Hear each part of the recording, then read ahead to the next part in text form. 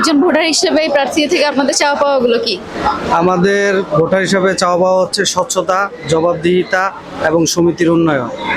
যেই পরিষদই আসুক, চাই যে স্বচ্ছভাবে সমস্ত সদস্যদের হিসাব নিকাশগুলি পাওয়া যায় এবং সমিতির যেন উন্নয়ন হয় এবং সমিতি যেন একটু সফলতা হয়। একটা সমিতি মানে প্রত্যেকটা সদস্য যেন একটা করে দোকান, ফ্ল্যাট, এরকম একটু, যেই বৃহৎ সমিতি অন্যান্য নবপুর বলেন, সদরঘাট বলেন, অনেক ডেভেলপ। তো ওরকম যেন আমাদের সমিতিটাও হয়, সেটার জন্য প্রার্থীদের কাছে আমাদের এটা কাম্য।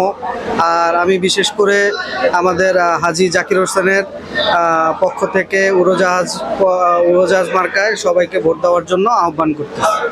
বিগত বছরগুলোতে যা আপনাদের চাওয়া পাওয়া পূরণ হয়নি, এবছর উনি হলে কি এটা পূরণ হবে?